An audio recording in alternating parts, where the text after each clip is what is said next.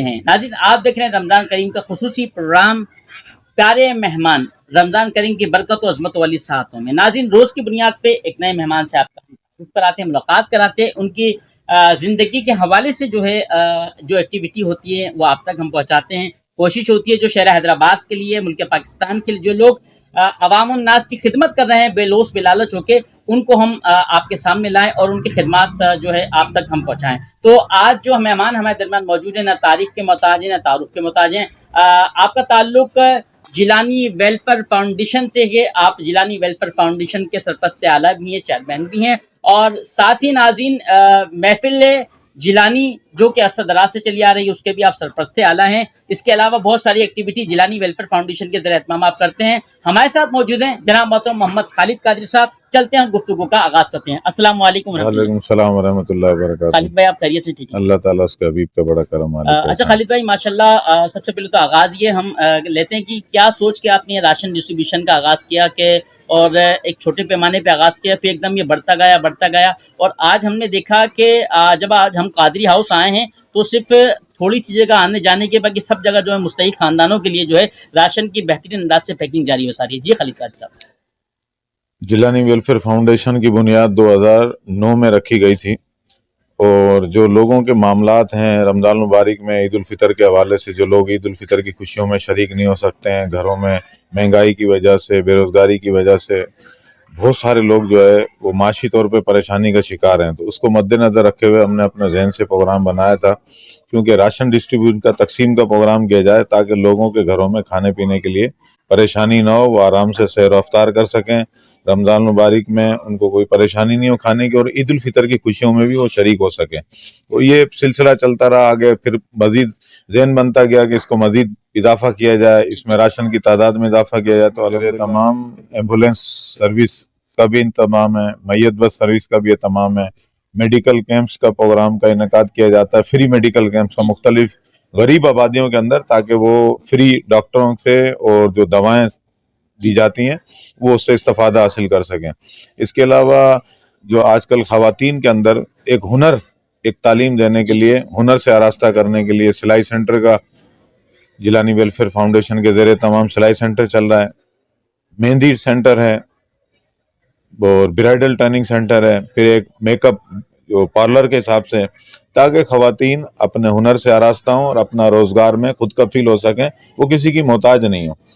चाहे वो सिलाई का शोबा हो, चाहे वो मेहंदी का शोबा हो, चाहे वो पार्लर का शोबा हो, उसके अंदर हो। और मज़ीद इसके अलावा जो हमारा एक बिलखुसूस सालाना प्रोग्राम होता है कि जो गरीब फैमिलियों से ताल्लुक़ रखते हैं, आज के इस आपके प्रोग्राम के तवस्सुस से जो अपनी बच्चियों की शादी जायज़ न होने की वजह से नहीं कर सकते हैं, तो हमारा एक ये प्रोग्राम होता है जिलानी वेलफेयर फाउंडेशन और हाजी अब्दुल अजीज़ मेमन वेलफेयर के ज़रिए तमाम, कि वो गरीब लोग हमसे रब्ता करें और माह रबीउल अव्वल में हम 20, 18, 22 जितने जोड़े हो जाएँ उनका शादियों का एहतमाम किया जाता है और उनको सारा जहेज़ और खाना सब वेलफेयर की तरफ से प्रोवाइड किया जाता है।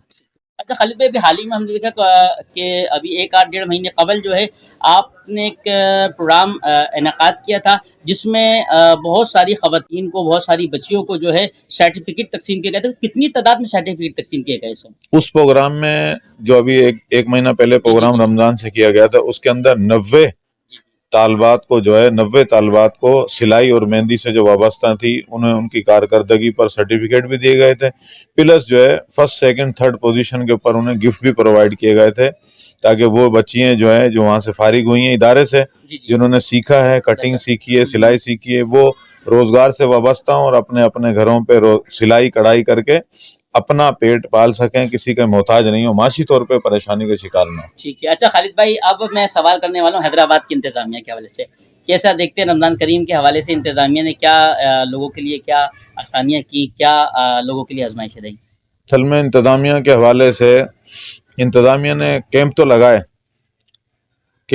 कि जगह जगह शिकायत कंप्लेन सेल लगा दी हैं, किए हैं। इंतजामिया चाहे तो बहुत कुछ कर सकती है, हैदराबाद के मालिक होती है, मगर जिस अंदाज से होना चाहिए वो चीज़ें नहीं हुई। अब मिसाल के तौर पे कहीं फ्रूट वाले हैं या दीगर अशियाँ वो महंगी फ़रोख्त हो रही हैं या वो मेयारी नहीं है, तो वो उनकी जिम्मेदारी है कि जहाँ से ये सामान आ रहा है वहाँ रोकथाम होनी चाहिए, और वहाँ अगर रेट सही होंगे तो लाजिम बात है नीचे भी रेट सही मिलेंगे।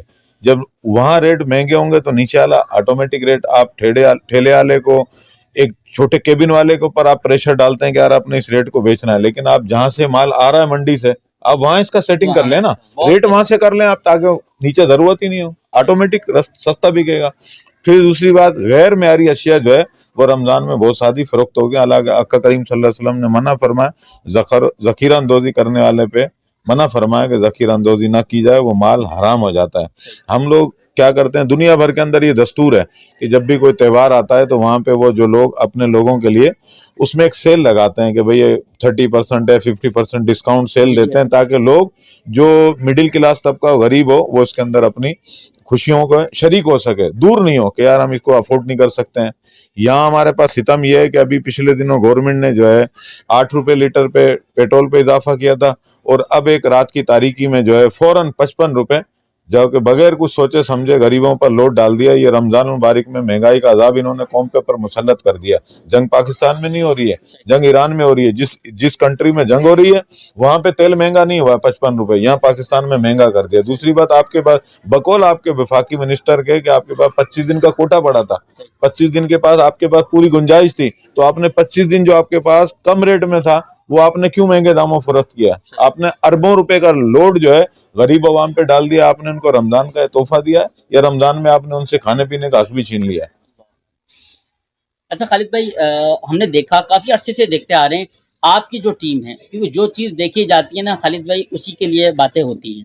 आपकी टीम को हमने देखा, भले वो राशन बैग पैक करने वाली टीम हो या वहाँ राशन जहाँ डिस्ट्रीब्यूशन आप करते हैं शादी हाल में, वहाँ हमने देखा बड़े मुनज़्ज़म तरीके से आपकी जो तरबियत है ना, वो आपके जो जिलानी वेलफेयर फाउंडेशन के अरकान हैं, जो ये नौजवान है, जो यूथ है, वो बेहतरीन अंदाज से मुस्तहिक लोगों को जो है वो राशन प्रोवाइड भी करते हैं, और उनको जहाँ से मिलता है राशन उसके बाद गेट तक छोड़कर आते हैं। ऐसा क्या जनाब तरबियत है आपकी, मैंने देखा, तो ये अच्छी बात भी है। हम वैसे तो चीज़ें लेकर आते हैं, मगर एक जो अच्छी बात है उस चीज़ को भी अप्रिशिएट करना चाहिए। क्या कहना मसला है कि इसमें मामले में मैं जो है ना अपने एडमिनिस्ट्रेशन को खास तौर पे थोड़ा सा स्टिक रखता हूँ। पहली वजह यह है कि लोगों को हम अगर कतार में लगा के दें, उन्हें धक्के खिलाएं देने के लिए, तो ये हमारी पॉलिसी नहीं है। हम कहते हैं लोगों को इज्जत के साथ कुर्सियों पे बिठा के एक तरीके के साथ, और ये रोजमर्रा के जो बेगर्स होते हैं ना, भिखारी, जी, जी, जी। जिन पे आजकल गवर्नमेंट ने अच्छा स्टेप उठाया था। 1-2 दिन हैदराबाद में भिखारियों की तादाद कम हो गई थी, लेकिन इंतजामिया फिर 1-2 दिन करके उसके बाद भूल जाती है। चाहे वो तजावजात हो, ऐसा ही एक दिन तजावजात के नाम पे काम करती है, दूसरे दिन फिर वो पैसों की सेटिंग बन जाती है, वो चले जाते हैं। एक दिन वो कहते हैं कि भिखारियों को हमने पकड़ना है, उसके बाद फिर उस काम को भूल जाते हैं कि हमने दोबारा भी करना है। सही। तो हमारे जिलानी वेलफेयर फाउंडेशन का मोटो ये होता है कि जो ऐसे सफेद पोश लोग हों या गरीब फैमिली हों, जो या बेवा खवातीन हैं, उन्हें राशन प्रोवाइड किया जाए ताकि उनको काम आ सके। मांगने वालों को नहीं, मांगने वाले तो रोज मांगते हैं, सदा उनका काम ही यही है, भीख मांगना उनका काम है। उनको देने से कुछ हल नहीं होगा, उनको देने से कोई फायदा नहीं होगा, क्योंकि उनका रोजगार है, उनका काम रोज का ही है। लेकिन उन्हें राशन दिया जाए, मुहैया किया जाए, जिनके घरों में जो शहरी अफ्तार कर सकें, जो अपने बच्चों को खिला सकें, किसी के से मांग नहीं सकते, कहीं जा नहीं सकते, उन्हें देते हैं। और हम बाकायदा, हमारी टीम है जो हर इलाके के अंदर राशन के टोकन जो है डिस्ट्रीब्यूट करती है, बाकायदा एक ऑर्गेनाइजिंग तरीके से कि हर उस तक घर तक वो पहुंच जाए जो उसके मुस्तहिक है, और हर इलाके में तकरीबन टोकन डिस्ट्रीब्यूट होते हैं।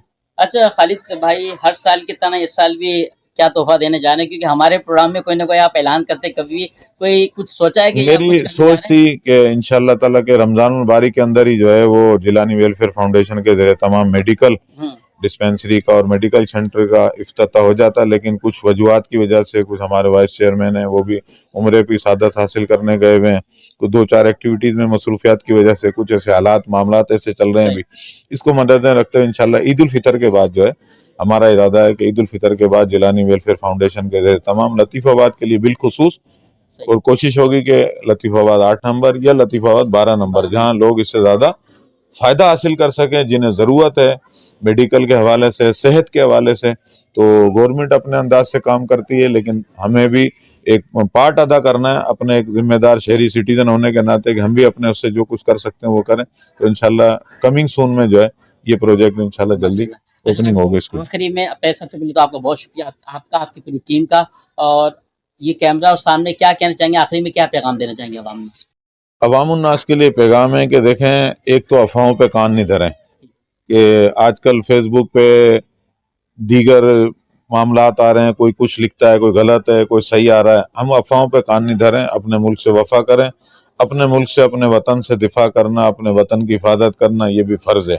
अपने वतन से मोहब्बत करें, इस्लाम के लिए दुआ करें कि दुनिया भर में जहाँ कहीं मुसलमान आजमाइश का शिकार हैं, परेशानी का शिकार हैं, उन पर कुफ़ार की तानीब से जुल्म सितम हो रहे हैं, अल्लाह करीम जुल्म सितम करने वालों को नेस्तो नाबूद फरमाए, दुनिया भर में इस्लाम को कुफ्र पर गलबा अता फरमाए।